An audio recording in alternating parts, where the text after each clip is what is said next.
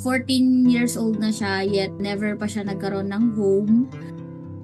October pa lang po, pinopost na namin siya for adoption. Ang kaso lang po, Sa mahigit 14 na taon, namuhay ng pagala-gala sa loob ng University of Makati ang pusang si Goryo. October 2024 nang subukan ng grupo na hanapan ito ng pamilyang kukupkop sa kanya, ngunit bigo sila sa mga nagdaang buwan. inassess po siya ng vet. Sabi, mga nasa around 10 na daw po siya. Tapos nung nag-post po kami, may nag-comment na alumni po na 2010 pa lang po. Nandun na daw po si Goryo. Sapat na po yung 14 years sa UMAC. Kailangan niya na po ng family. Dahil senior cat na si Goryo, mas istrikto rin ang pagsala sa mga nais umampun sa pusa. May mga interested naman po na individuals na gusto mag-adapt sa kanya. Ang kaso lang po, it's either sobrang layo po nila or ayaw po nila i-pick up si Goryo. Yung iba nga po, nanghihingi pa po ng pang-food. Kaya naisip po namin, baka hindi rin po nila ma-provide in the long run yung needs ni Goryo. Tapos yung iba po, yung rescuers na madaming cats. Naisip din po namin na yung konti lang din po yung pets para mas matutukan po siya.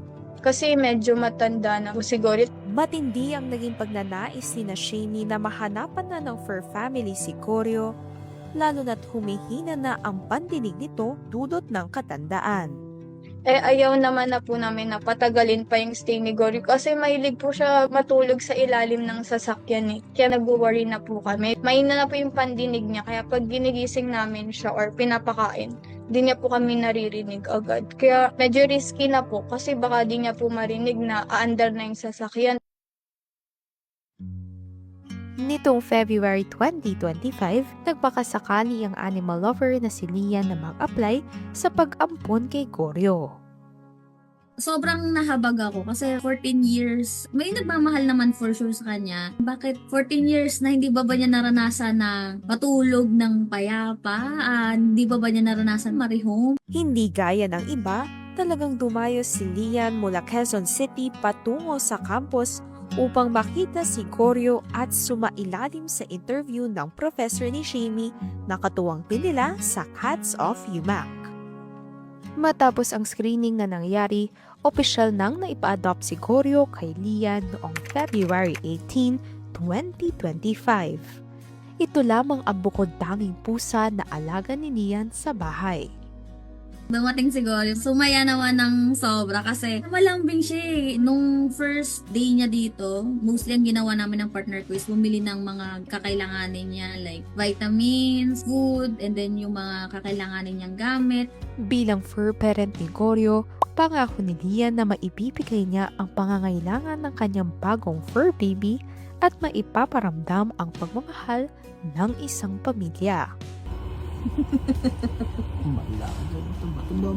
Taba. Gusto siya happy, busog, tulog. Gusto ko lang talaga magkaroon siya ng happy life as long na nabubuhay siya. Kung ano man yung kailangan niya, binibigay namin. Tagumpay naman itong maituturing ni na Shamie dahil mula nabuuin nila ang Cats of UMAC, nasa 15 pusa na ang kanilang naipaampon.